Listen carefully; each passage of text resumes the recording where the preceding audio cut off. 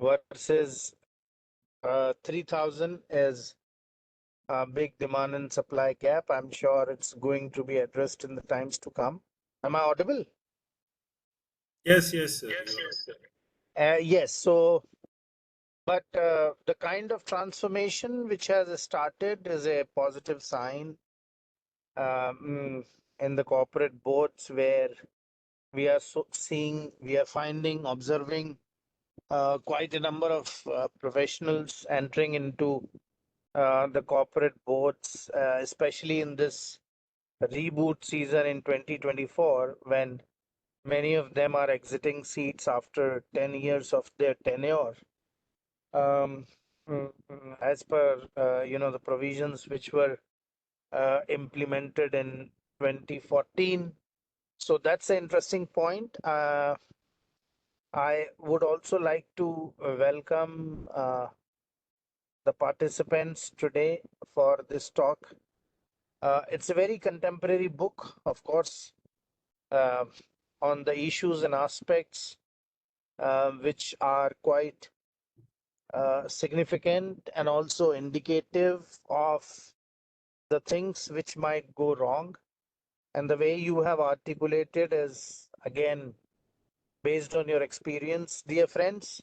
Sundaresha is a senior editor and had been quite sensitive towards the corporate governance standards in the country and corporate governance practices for the upliftment, and has always advocated for what we are all seeking for, that is independence of the board, a skill and strength of the board, um, the best practices to be adopted by the board. And his book is also capturing a lot many aspects which can be learned.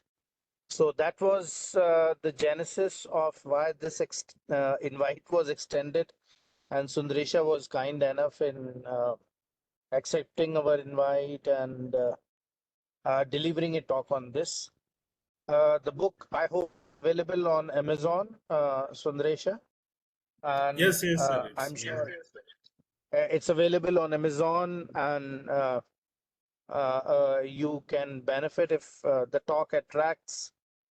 You can benefit from the book because as much knowledge as we gather is something which equips us for doing the best thing and the right thing in the times to come.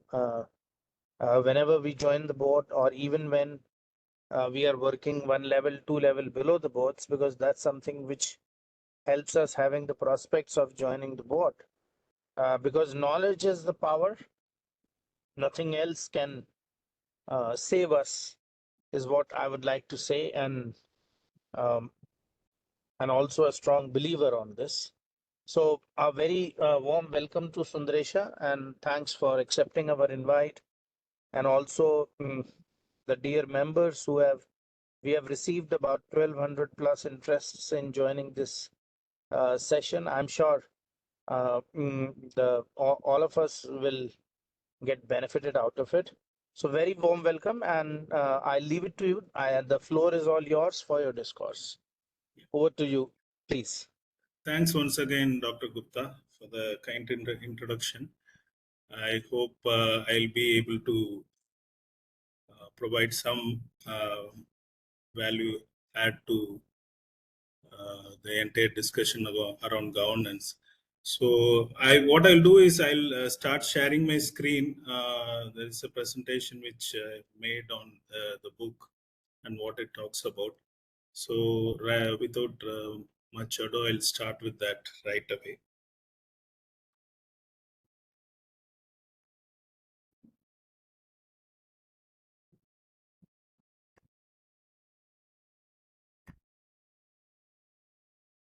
So I hope you can see the screen.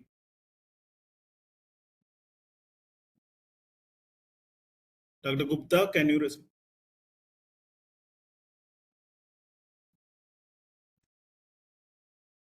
So this is the cover of my book, The Dirty Dozen. It comes with the foreword from Dr. M.S. Sahu, who is former chairman of IBBI.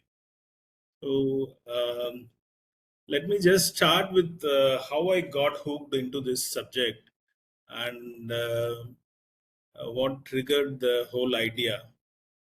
So it was about 2015-16, the whole cleanup by RBI had started, and the bad debt was in the radar everywhere.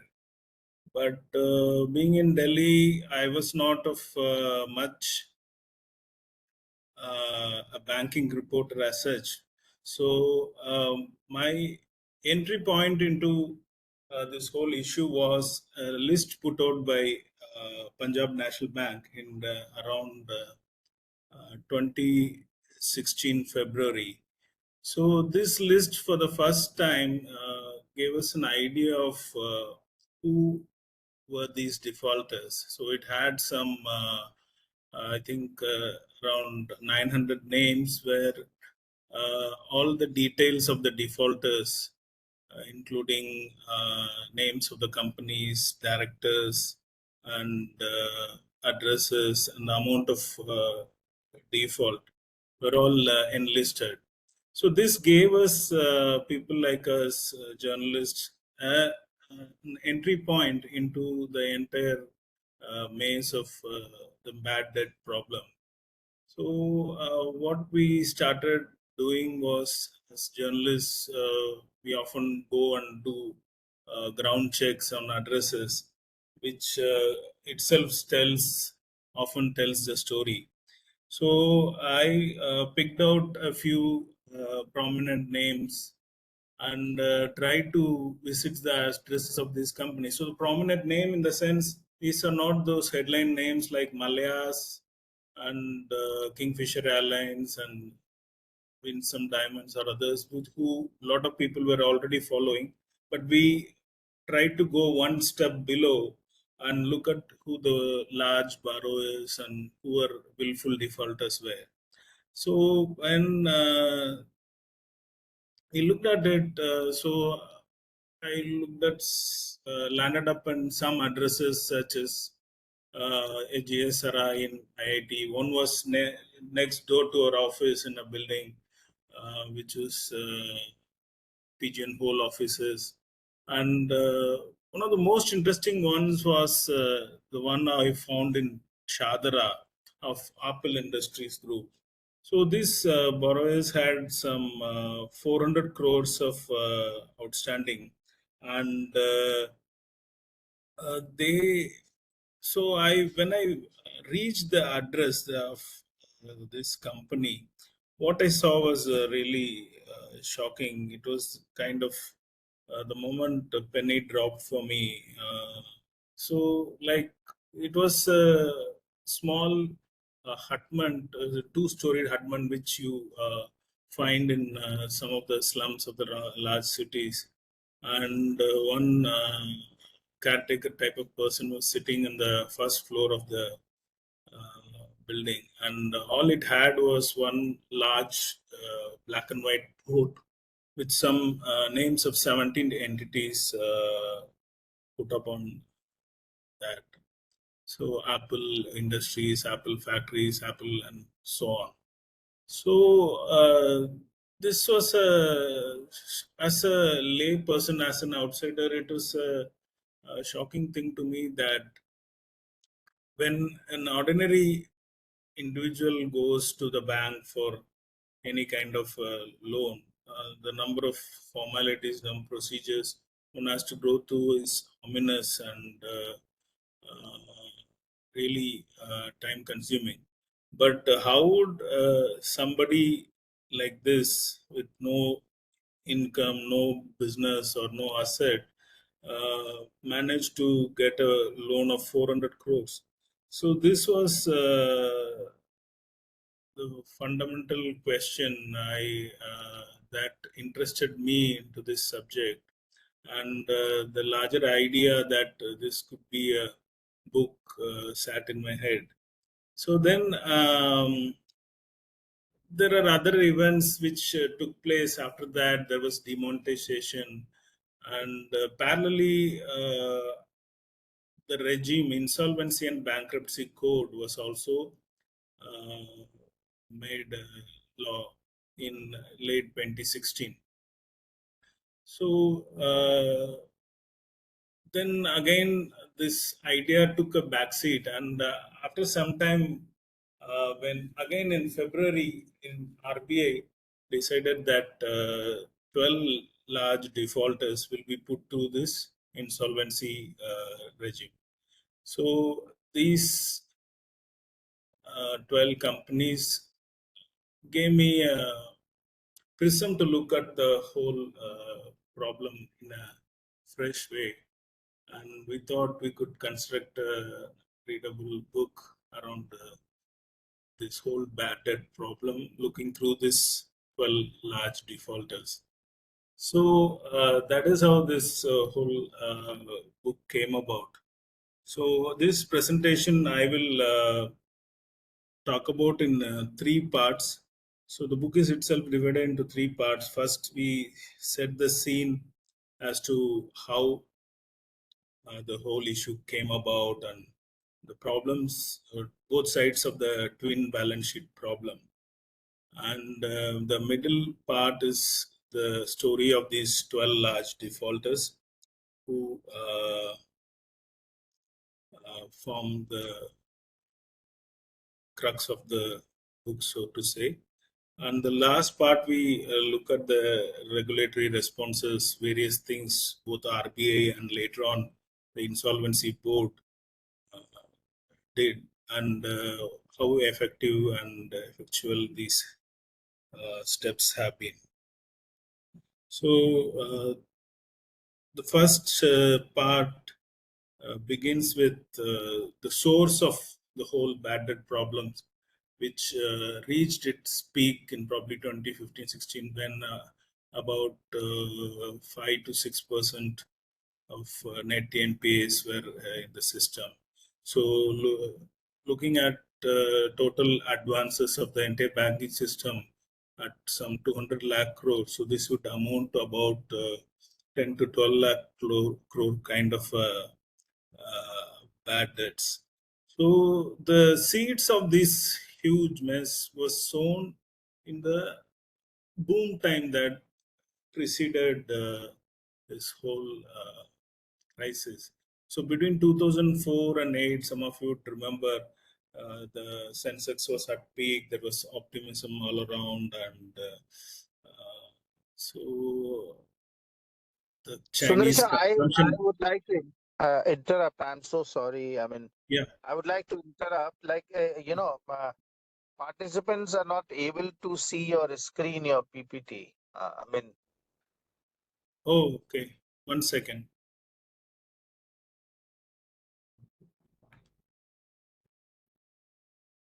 I'm so sorry for interrupting you. We are going in flow. No problem. I'll just. I was sharing the screen.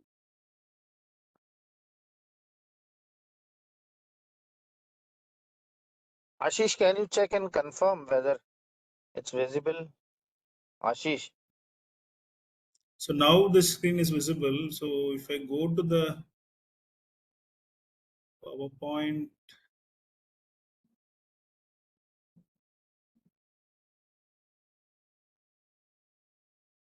so this is visible. uh, your laptop screen, yeah, it's now visible. The dirty dozen, and I think you can go to So the I'll right slide. Talking about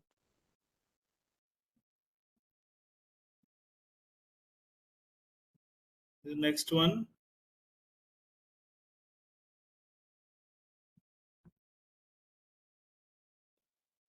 yes, it's visible. Ashish,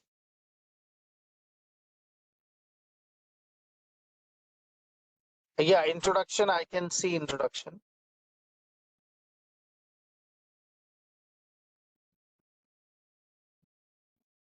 It again went off. Sir, can you hear me? Yeah, I can hear you. Sundaresha, so please click on this button, full screen button Where? in your right hand side. So keep your PPT in focus. So, Okay. yes, click on this. Yeah. Yes, keep this in focus. And in bottom line, you can see 4 icons. Click on, Or alternatively, you can mail you it can to share us. your PPT with me. Yes. I will share. So now you can see, no? Yes, sir. Yes, sir. Yeah. Okay.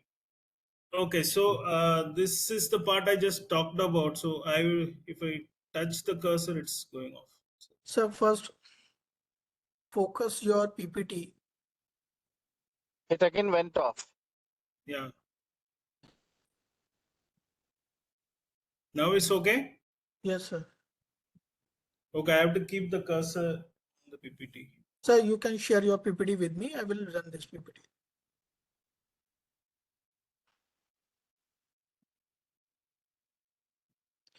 So click somewhere on PPT. Click Yeah. somewhere. Yes. Now Now, it's fine. yes. Okay. Sorry. I'm just not familiar with this part. So so I was talking about this 20 lakh crore advance, 200 lakh crore advances, and 5 to 6% of it being NPAs. And the seeds of this huge mess was sown in the period before, uh, when there was a huge boom driven by Chinese demand, and there was Beijing Olympics which was coming up. So there was a lot of demand for material, steel, and other stuff. So looking at this demand, people took a call that this is a irreversible one, and the prices can go only one way up. So people started putting up capacities and making investments which had to cater to this demand and supply. So, in a capital-starved country like India, like to kickstart growth, the government also takes some steps. Some of which is like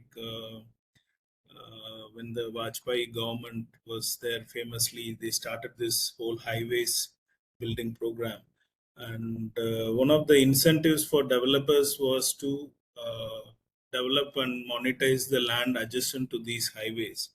And similarly, when the next government came under Manmohan Singh, coal and spectrum were the resources which were offered to businessmen, and these were supposed to be the triggers of economic development, but which later on got into a lot of controversy following a CAG report on notional loss, and a lot of these businesses got affected. So if you look into many of the problematic companies or problems that companies got into, lot of these wind back to either coal or spectrum or land issues. It is a broad brush kind of a picture, though each of these companies would have individual situations and individual facts and figures which guide their story. So we start with that, and we talk about like I said, the governance problems were in both ends of the balance sheet, on both balance sheets. So on one hand, there were problems with the way companies uh, planned their projects, put it up, and how the way they approached the banks and took their loans. And on the other hand, there were also problems with the banking system, which is largely dominated by the public sector banks. So in these chapters, we talk about how, like, the bank employees who are PSU bank employees, who often are not paid as much as their private sector peers, succumb to inducements. And there are a couple of cases, even top officials, the level of chairman got arrested, being caught red-handed with cash and other items. So there were also other kind of inducements which are very prevalent even today, which is like post retirement uh, offers as independent directors in borrowing companies. So these are the issues which kind of make the whole bad debt problem complex. And here we talk about the bank's board structure, where public sector board structures, public sector bank board structure is very typical. It has the executive directors, and it has an RBI nominee, it has a ministry nominee, and it has something called shareholder directors. So shareholder directors are supposed to be directors from the public shareholder. They are supposed to be elected by the public shareholders. In often cases, what happens is even there, government plays its hand. Like we talk about a case where the ruling party candidate was supported by LIC, and eventually gets into the board. And this kind of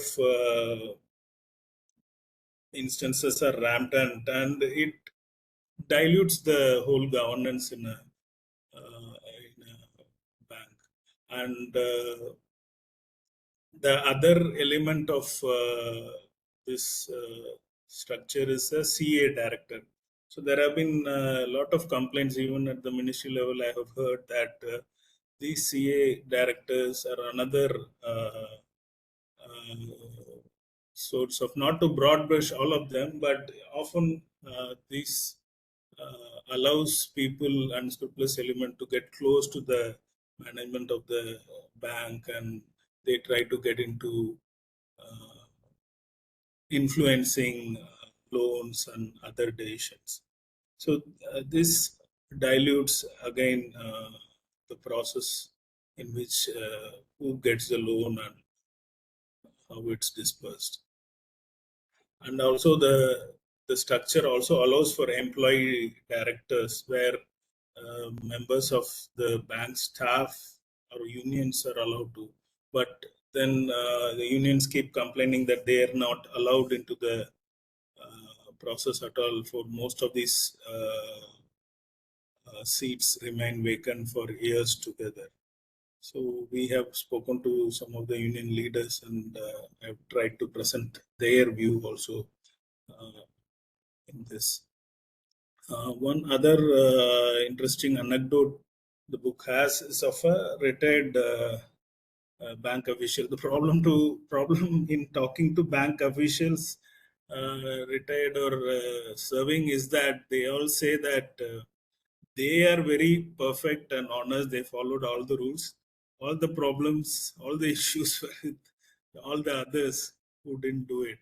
So, but we have to take it with a pinch of salt. But it gives an interesting perspective of how processes are often led by the larger banks, and the smaller banks often do not have much of a leeway in deciding. All the best they can do, and if they have a person who is strong on process, who will do the due diligence in a proper way, is that just pull out of the consortium or stay out of consortium. Even then, there will be some pressure from, like, boss, if you are not going to. So especially in a boom time scenario, large industrialists are favored, and projects are approved without even proper end use description. So in one instance, when this person asked his senior, sir, if we give this 300 crore loan now and without proper end use restriction, tomorrow this will be routed into another subsidiary and another big loan will be raised based on this capital itself. So suddenly you will have a 1200 crore loan without any proper end use descriptions. So then I say, then the senior takes the name, boss, agar if you don't give it to this person, who are you going to lend to? So these are the things which were prevalent, and eventually this person who this loan was being dispersed, though he eventually repaid it at that time, he is now one of the big defaulters and who has gone insolvent. So there are some of these instances which give a perspective on the kind of excesses which the system was going through. So then we go on to the middle part of the book, which is the Dirty Dozen, which talks about these 12 companies which were referred to by RBI to the insolvency regime. So far, the regime came into being in October 2016, and for the next 6 months, banks did not do much because they always want a circular from RBI to go ahead. So, though the process did not have any such mandates, they financial creditors could go and use this mechanism only after a clear directive from RBI. The bankers started, and RBI decided that it will start with the some of the biggest of the cases, and that gave the fillip to this new ecosystem. So this was in early 2017. So the banks had to quickly put in place all their SOPs and come up with these filings before NCLT. So each of these cases, so the what I'm told is these cases had minimum of 5,000 crore outstanding, and these were going up to 50,000 crore in some of the cases. So one of the, if you cursory glance would tell you that a lot of them were steel companies. So about 70% of exposure of these 12 large defaulters who were referred to IBC were from the steel sector. So Bhushan Steel, Bhushan Steel and Power, SR Steel, Electro Steel, and these first three are big in terms of claims. Each of them had over 40,000 crores of admitted claims at the time of admission into the insolvency process.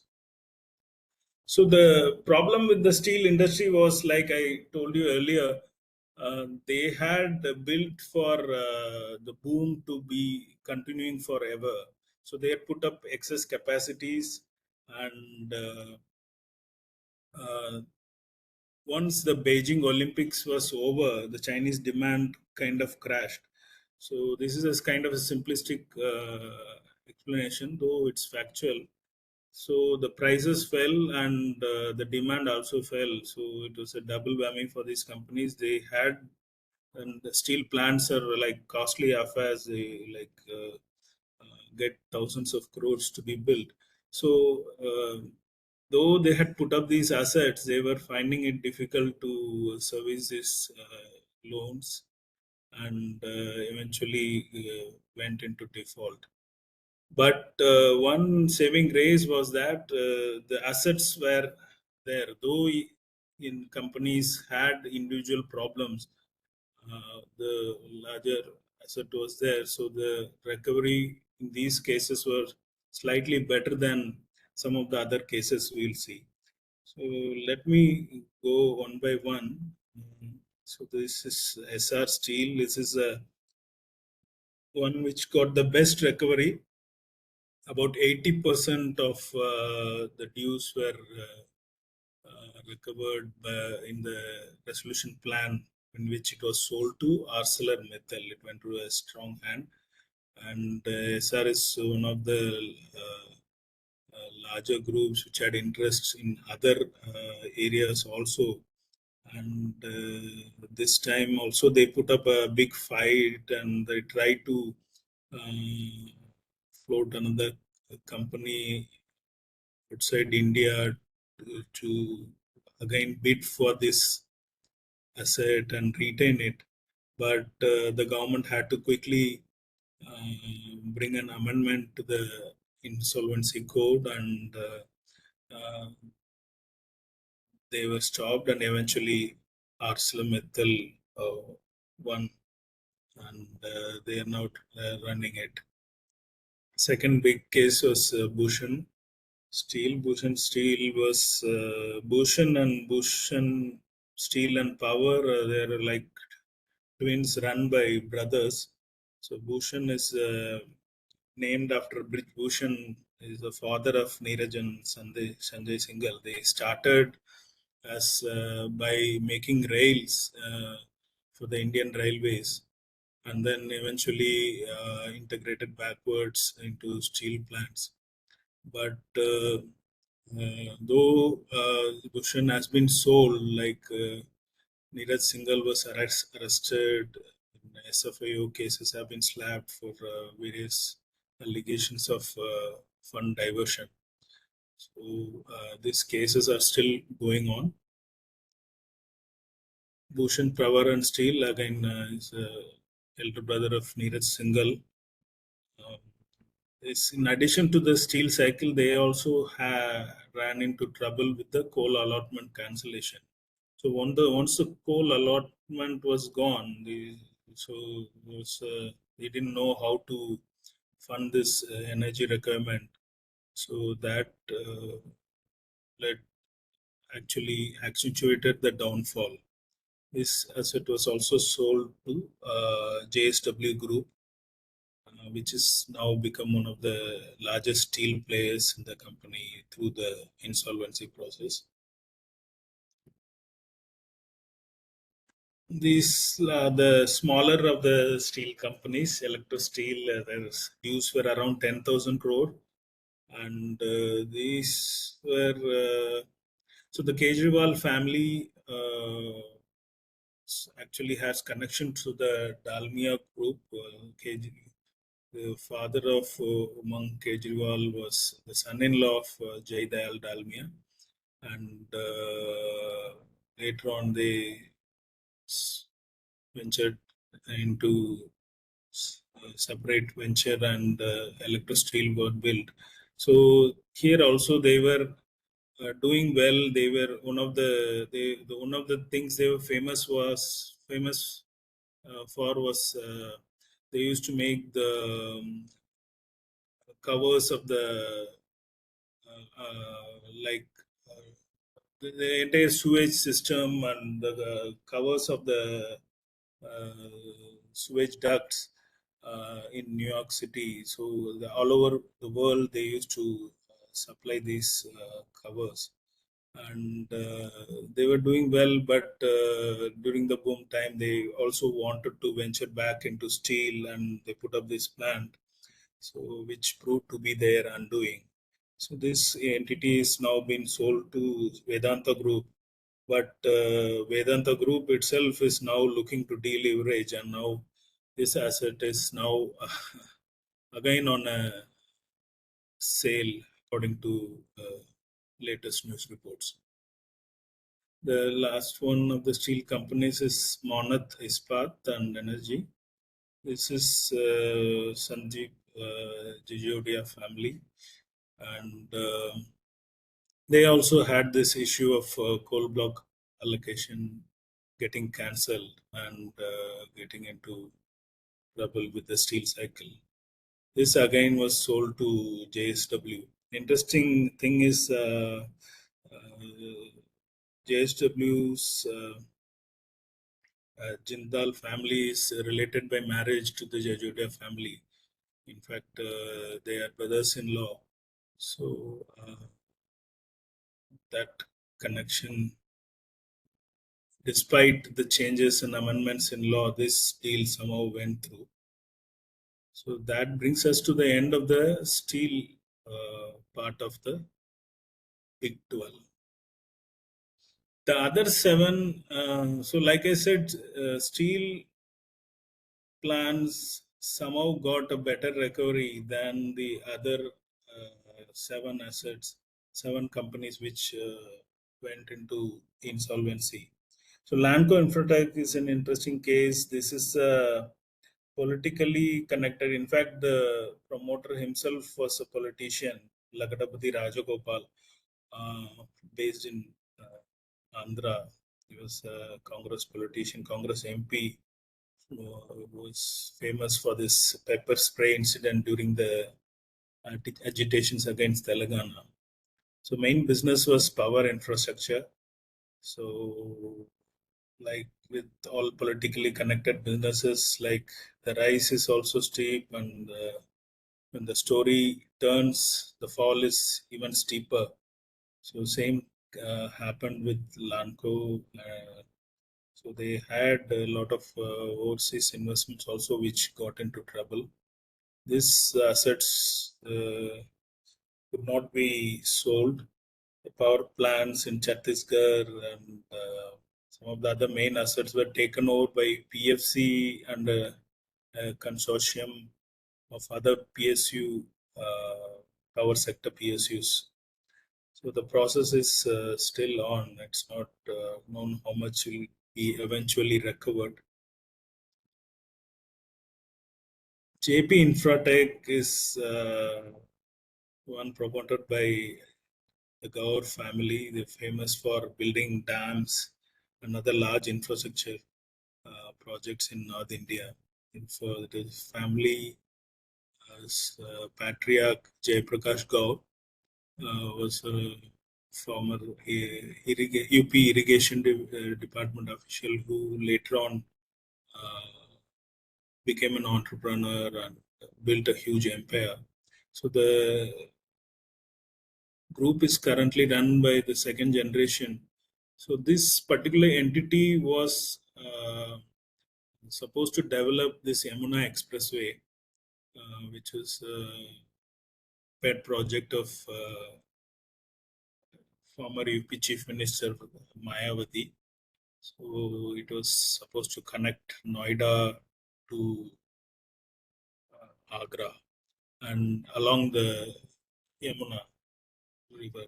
So this new expressway open millions of acres of land for development, and JP got right to develop a lot of land along this entire tract over probably 150 160 kilometers. So but they also, to give credit to them, they did their best, and they brought in various projects, hospitals, big schools. They brought in Formula One, and a lot of these projects were brought in, and the real estate started moving up, and residential projects like JP Wishtown were put up, and huge towers were being constructed. But unfortunately for them, uh, in the 2012 election, there was a regime change. And typically, like I said before, these are not very good for politically exposed businesses. So their decline started at that point, and they probably never recovered. So this particular case is significant to the entire larger IBC regime, because early on, Supreme Court said that house owners, who like thousands of them who are affected in this case, have to be given the same treatment as financial creditors.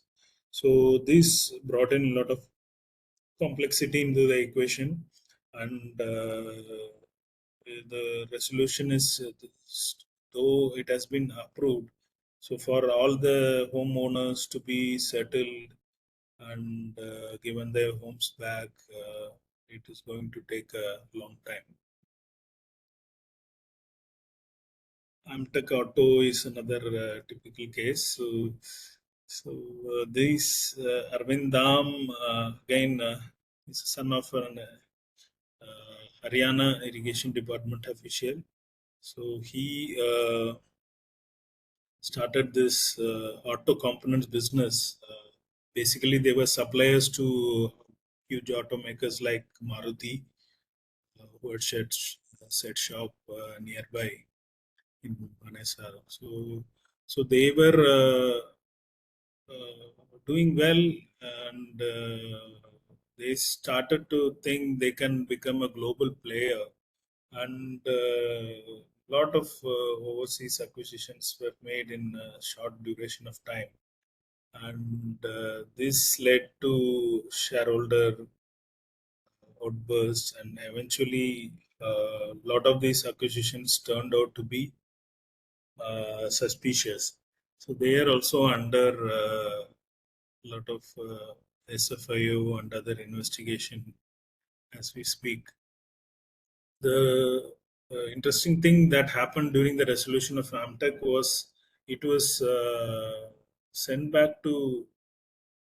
It was sold twice actually. The first buyer did not turn up with the money, so Liberty House, so they just chickened out at the after presenting the resolution plan, and so Deccan Value investors, who were one of the original bidders, were given the second chance, and it was also sold just above the liquidation value. That sense, so not much value recovered in this case also. That brings us to Alok Industries. So this is a Mumbai-based Jivrajika family. Not much is there, not much of in limelight. This is a textile business. Is only textile business that went into default in among these 12. So there were some problems in the books, and so one of the lender had already filed a winding up petition when this case was referred to the IBC. So when Reliance and JM Consortium actually bid for this case, they were not able to get the requisite 75% majority in the Committee of Creditors. Committee of Creditors is the body which takes decisions after the insolvency resolution process kicks in. It basically comprises of the lenders, mainly banks. So since they couldn't get 75% vote in the COC, this resolution was held up. But eventually the law was revised, and it was allowed. It was then made 66%. Then this resolution went through. This was also barely above the liquidation value. ERA Infra Engineering is the next case. This resolution is still awaiting the NCLT nod. This is a small contractor, EPC contractor, who used to do small projects in power companies. Eventually became a big player due to political connections. There were a lot of allegations of fund diversions and CBI cases even before it went into uh, insolvency resolution. So the process has continued, and though under this RP, the resolution professional, the company seems to have taken up some projects and completed, especially in and around Delhi. The resolution plan is still under NCLT consideration.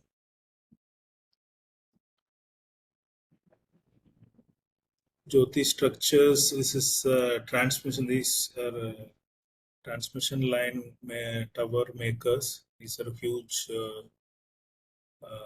towers you might have seen when you drive across the highways.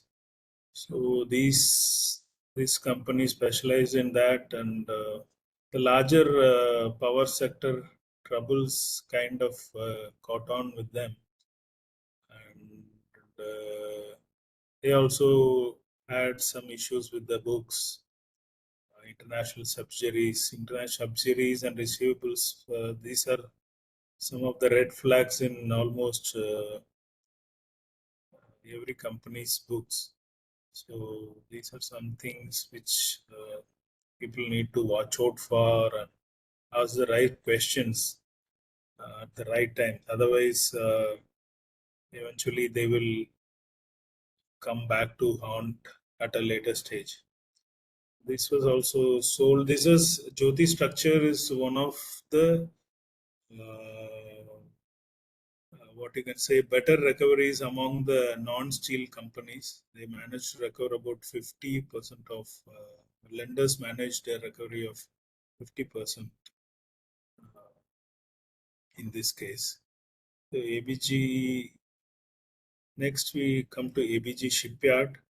So this is another case of outright fraud. It is now turning out to be. So when the going was good, they were trying to acquire other shipyards and become a preeminent player in the market. But eventually, when the assets were put up for sale, nothing could be found on ground. And, the promoters are now absconding, and the company is under liquidation. It's not clear what will be recovered in this case also. That brings us to the end of these 12 companies. And after these, we also talk about people who have left and evaded all the processes. One of the main cases is Vijay Mallya. So there is a separate chapter on Mallya and his in this ordeal with lawmakers, and it could be said that he could be blamed for all his suffering because of his own ostentatious behavior, where he partied hard, and even when bankers were pleading with him to repay the loans, he lived his life big, and that ruffled a lot of feathers. It was not sending a right message, and eventually he had to uh, leave for safer havens abroad. So the entire process of Kingfisher Airlines, their troubles, we tried to document here, and some of the others also who have left the country, like Winsome Diamonds promoter and Mehul Choksi. So we also talk about some of the other large leverage groups this book. So one of them is Videocon.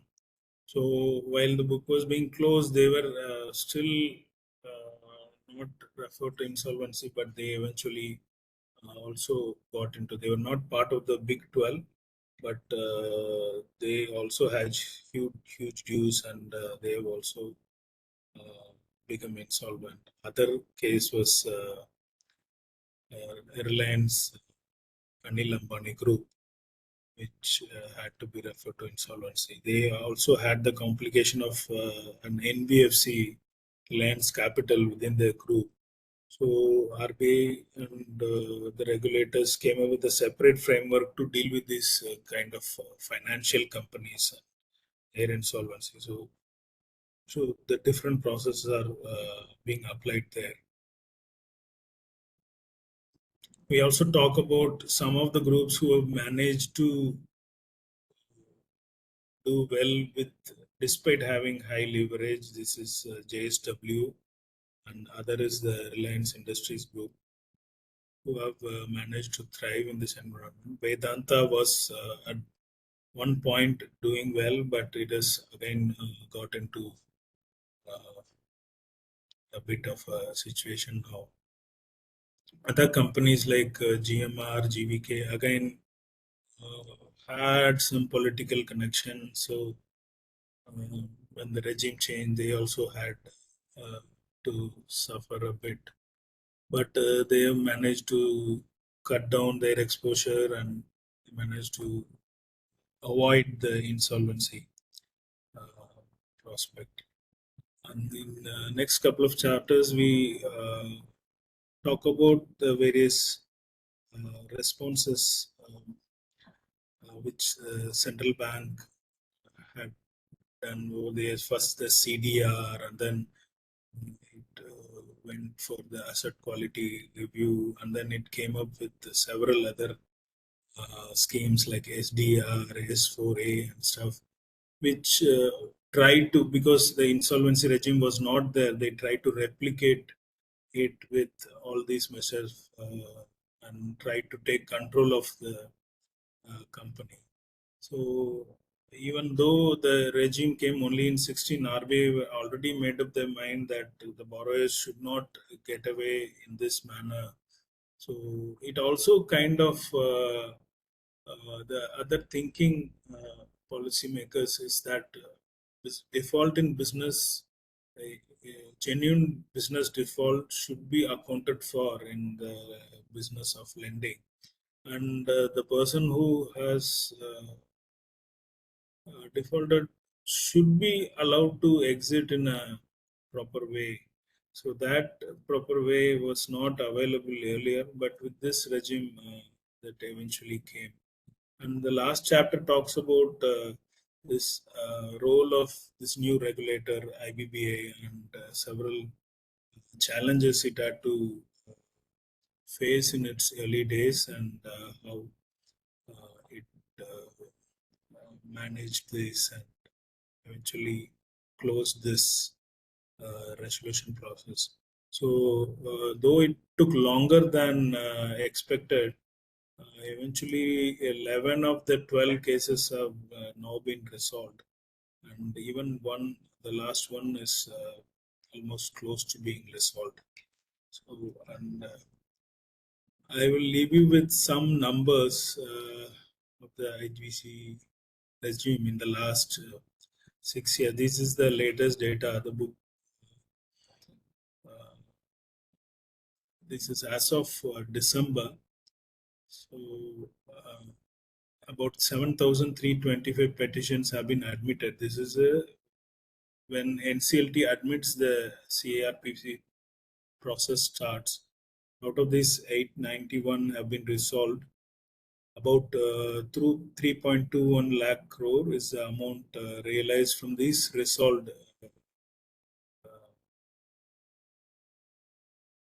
cases. So if you look at the number, around 30 to 32% realization has happened so far. But at the same time, the numbers below give you the other side of the story. So the resolution professionals who deal with this resolution process are supposed to report transactions which are undervalued, which are in nature of avoidance, which are outrightly fraudulent to the adjudicating authority. So 1100 such applications have been filed by RP, and for a sum of 3.31 lakh crore, it's almost equal to the amount which has been realized. And out of these, around 99,000 crore are outrightly fraudulent transactions, of which only about 1,000 crore have been clawed back so far. So this is the state of affairs as it stands today. So now the RBI itself has come up with other ways of resolution which are now competing with IBC. So there is a perception that IBC is no longer the preferred mode. There is this MARCL, where a couple of other cases have been referred to. So there is a huge amount of amendments which are waiting to be cleared when these have been recommended to the government. So once this whole election process is over and the new government comes into place, we might see a further improvement or changes to this IBC regime. So with that, I come to the end of the presentation. Thank you for your patience and hearing. Now I am open to any questions if you might have. Thank you. Thank you for this insightful sessions. And we have lots of people who are willing to speak with you. So we will take one by one. Sure. Thank you. Please raise your hand so that we can unmute you. Venuji, please unmute yourself.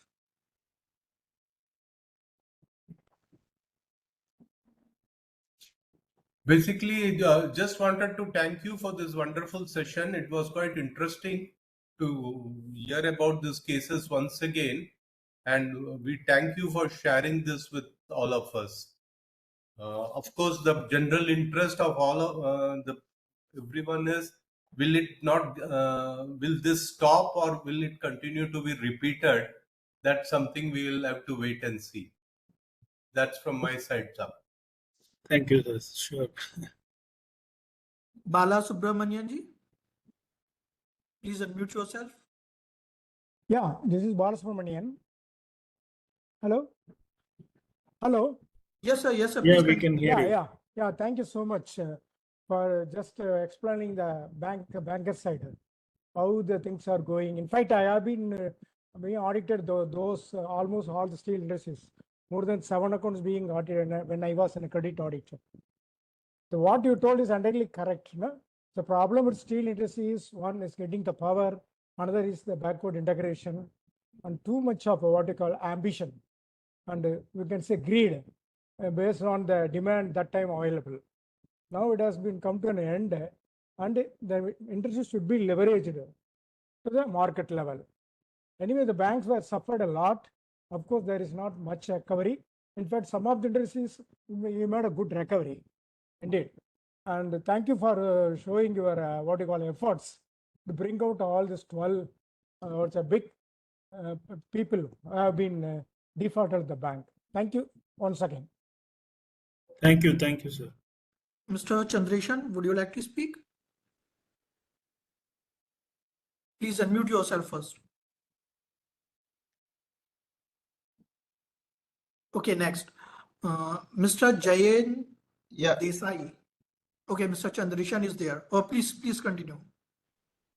So it's good that you have explained about these frauds, and you have explained about the banking sector and political linkings. It's good, sir. Thank you.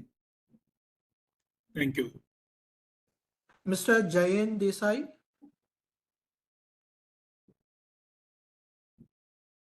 Okay, we can move to next. Mr. Natarajan. Mr. Natarajan, would you like to come up? Yes, sir, it is a very good session. Thank you very much. There's so much analysis has been done by Mr. Subramanian. But back end of the session, the slides were not moving.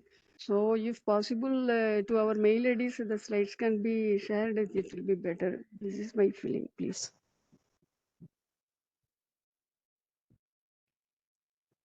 Sure, let me try and share it. Okay, thank you, madam. Mr. Sudhir, would you like to speak? Mr. Sudhir? Quick question on, there are countries like US, UK, Australia, which have arm's length between political government agencies, if not political, but government agencies and businesses. And emerging economies like Brazil, China, and all have the same policies. What is stopping Indian politicians from implementing a very transparent arm's length, stay out of business, and uh, you know, don't get into business dealings? That seems to be the root cause of everything. All the cases here mention have political connections one way or the other. Yeah, unfortunately, it's a chicken and egg situation. Politicians will say, like, businessmen want this, and businessmen would say politician ask for this, so we have no way of doing business without uh, being in the good books. So how it will end? It is like for us people who are in the middle to assert ourselves, like people like journalists, analysts, and independent directors like you all, who have to keep asking the right questions and push for more transparency, and try and win a little bit each time and move ahead. So there seems to be no other left to themselves. They will be very happy with the status quo and go on restructuring and evergreening Yeah, all their seems ways to to be a the very bank. unholy nexus. Yeah. So like all these ones which are better than us. So this is one of the things they might have done better. Like that's why the whole push for corporate governance and ESG is coming in. So as the investors and other external stakeholders push for more transparency and more accountability, uh, we can hope that the situation will improve. Thank you.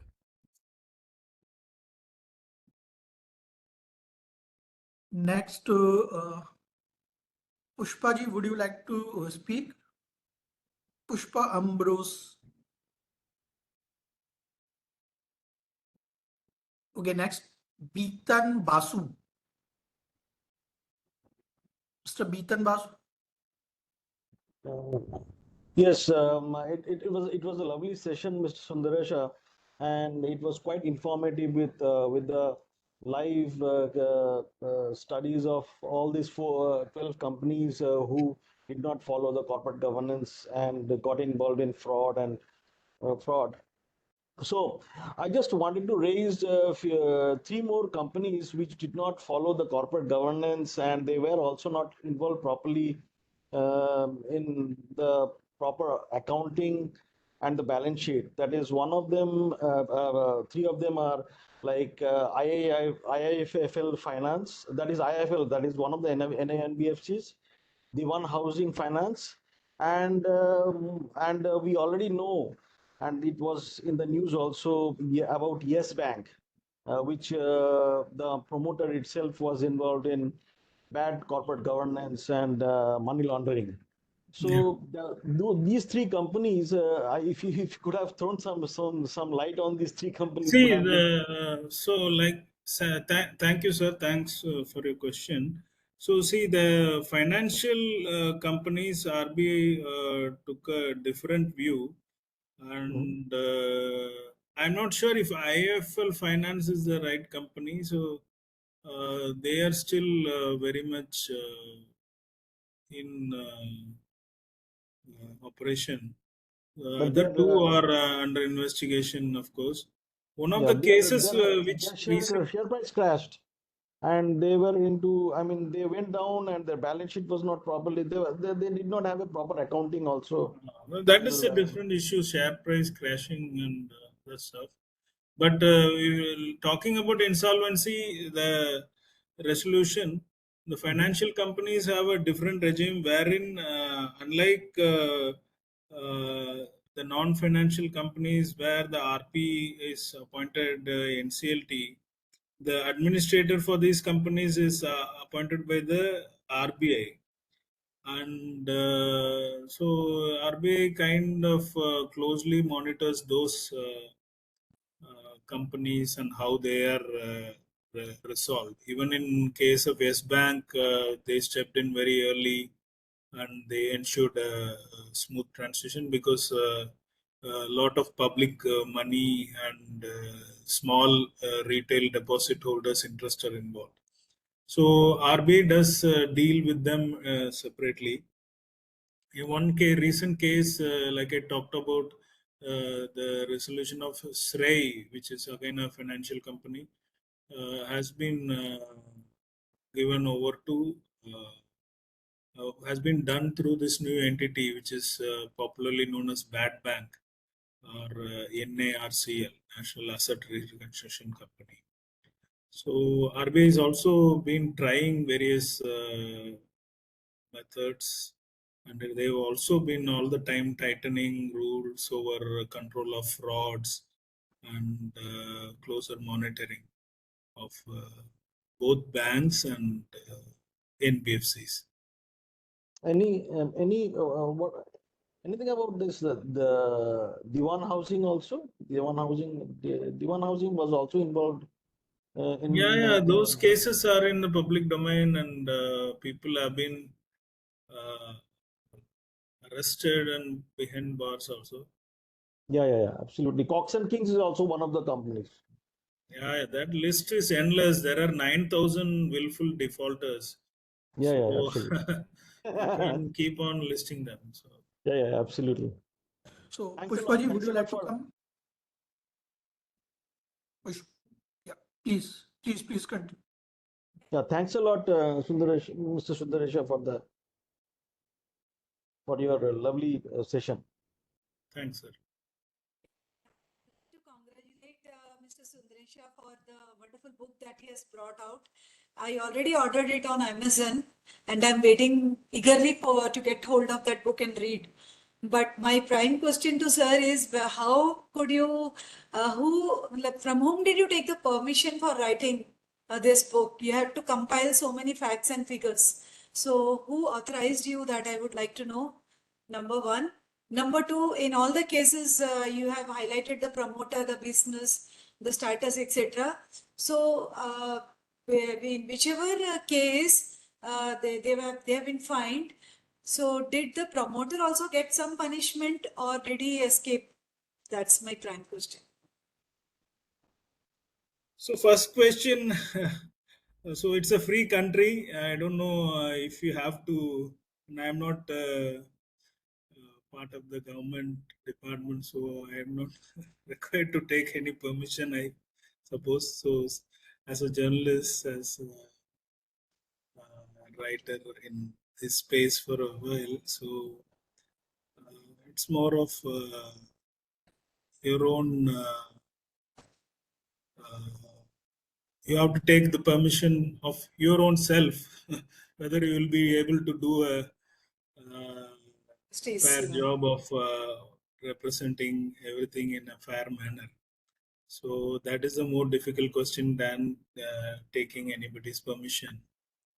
Okay. And on the second question, see, like I said in the end, about 99,000 crore is the amount of fraudulent transactions which have been reported by the RP in these cases which have been resolved so far. So there is somewhere like there is obviously a lot of involvement from peoples within the company, and that Yeah. process has been put on hold a bit because not to say put on hold in fact the entire regime kind of prioritized resolution and putting back the asset to proper use rather than going after the promoter or the wrongdoers at this stage. So the entire focus in the initial stages was to get the company into better hands, and for the promoter losing the company itself is a kind of a big punishment which he was not, even that was not being done earlier. But of course when you are accused of fraud, you have to go through these legal processes. It becomes a crime against the state. So I think uh, like we often are fond of saying, law will take its own course. So when and where it will come and catch you, you will not. Yeah, yeah. So the Yeah. promoter, like in this case, say ABG Shipyard, promoter is Rishi Agrawal. Okay. Mhm. So can Rishi Agrawal be promoter for? He can be promoter for many other companies also. See, So right now, is it possible? they are all accused in several cases. I'm not Oh, sure what exactly each of them are. no, no. Sorry. My question is like, yeah, my question is like Rishi Agrawal can be a promoter for other companies also. So what will happen to those firms, those companies? Because So the he's personal accused in. guarantors, personal insolvency regime. So like right now, the this is only entity based. So the group insolvency and other overseas subsidiaries and all those issues are now being addressed in these amendments which are coming up. So we will have much better clarity once these are settled. But right now, but once the investigation, like when it comes to NCLT, it is only the entity which is reported. But when it goes to investigative agencies, then they dig everything up. So you cannot move from entity to entity and ring fence yourself in that sense. So the lifting of veil has happened in some cases already. Okay. Yeah. Okay, sir. Thank you so much. Wish you all the Thank best. you. Thank you. Thank you. Thank you, madam, Thank for your you, sir. question. Thank you. Sir, Sundaresha, sir, we are running over our schedule. So would you like to take more questions or should we close here? I'm good anyway. Like it has been a pleasure talking to all of you. If there is any specific question I can take, we can Okay, close. sir, we can take 2 or 3 more questions. So, Mr. Harish Joshi, would you like to come? Okay, Mr. Asif, I have unmuted you, Mr. Asif. First, Mr. Asif, then Mr. Harish Joshi may come up.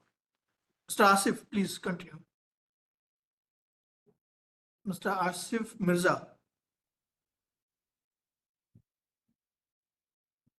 Okay, so Mr. Harish Joshi, you may please continue. Uh, yes, good evening and Good evening, sir. Yeah, tell me. yeah, I'm audible.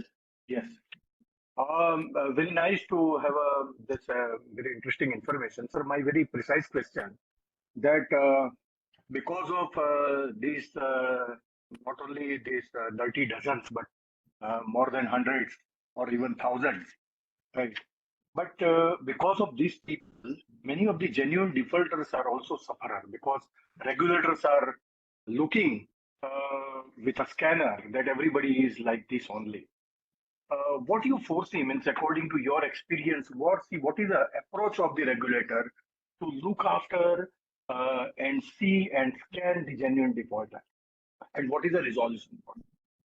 My very precise question. Thank you very much. See, the approach of the regulator is to ensure that people stick to the rules and play by the book and play fair. For example, if say when I refer to the company, 400 crore company, which it didn't have any asset or income. So it's not only that 400 crore that is lost, it is also affecting people who would have otherwise got those loans. Genuine people get affected. So there is no justification and no regulator can allow this kind of behavior and go unpunished. So from the regulator's point of view, they are been always taking all these steps. They put in place guardrails and controls to ensure that this is followed in all cases. But unfortunately, when calls come from here and there, then bankers have to are put in a Sir, difficult situation, you can say. right, sir. So Sir, when yeah, would like to add into that after a long experience of such kind of a fraud, several fraud, government has not come out with a mechanism that okay, they could get preliminary information that yes, this company is not going in a right direction. Because when money went into the vein, then suddenly all the regulators and the authorities will come into the action. Does the government has worked out some of the mechanism so they will get the trigger or alert right the before the RBI company has goes into taken the bad? several steps, which we have also talked about in the book, like early red flags, early warning systems, and they also came up with a mechanism for closer control of all accounts over 250 crore. So RBI has been continuously putting up these controls, but if a person is intention, if his intention is to defraud, then he will always find some ways. But the system should be strong enough to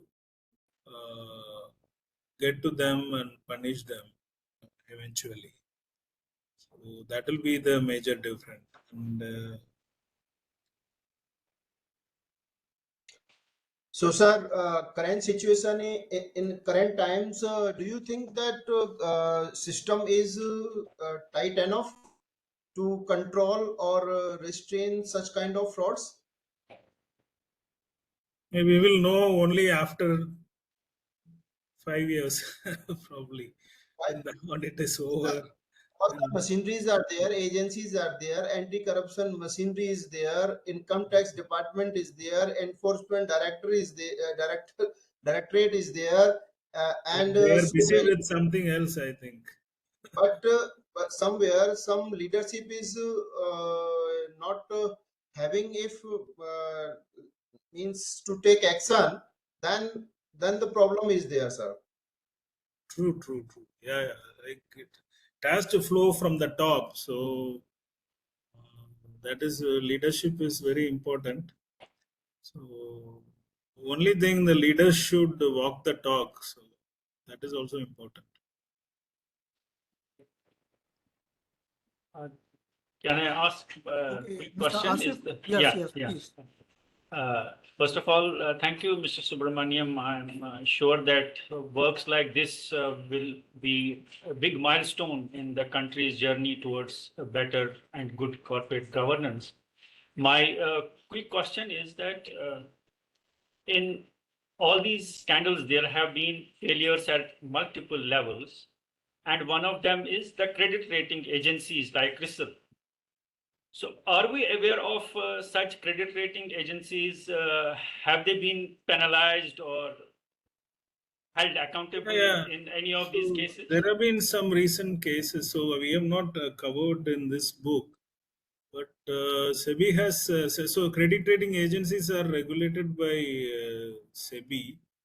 So recently, one of the companies got their licenses cancelled also. Oh, great. So actions have begun taking place in that area also. And, Okay, because I saw there there is closer scrutiny. Yeah. CRISIL keeps on doing business and expanding internationally, and their share prices also booming. Yeah. So the commercial consideration come in. So everywhere this issue is there. So people go But for it's nice to rating know from you shopping. that some action has been taken for credit rating agencies as well. I'm sure that once we have the book, we will come to know many more facts that are unknown to us. Thank you very much. Thank you, sir. Yeah. So one last question, Bas. Miss Geeta, would you like to come? Miss Geeta, please unmute yourself.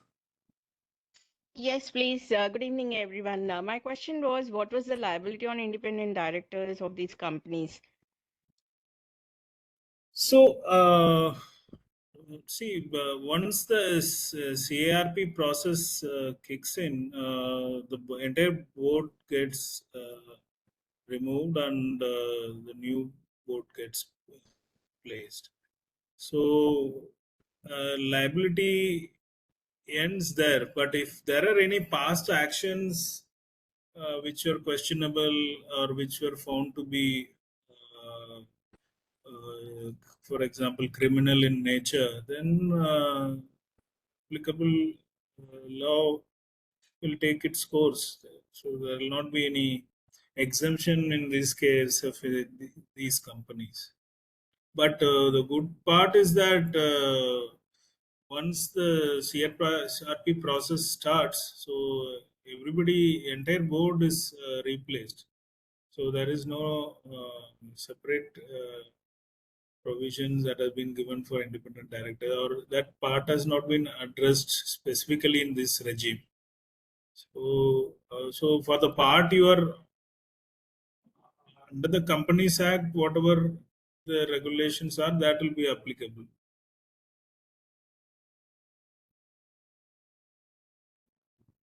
I hope it answers your question. So we still have lots of questions, but because of this time constant, I don't think we can accommodate all questions. So we should stop here. Okay. And on behalf of Indian Institute of Corporate Affairs and Independent Directors Data Bank, I thank you, sir, for sparing your valuable time with us, and also the participants who joined this event. So we would, I thank you all of you for joining this event. Thanks everyone. It was a lively session and happy to take so many interesting questions. I hope you all find the book interesting, and please pick it up in one of the stores or order it on Amazon, and write back to me if your feedback and brickbats if any. Thank you. Thank you, Thank you, sir. sir, again. Thank you. Thanks. Thank you very much.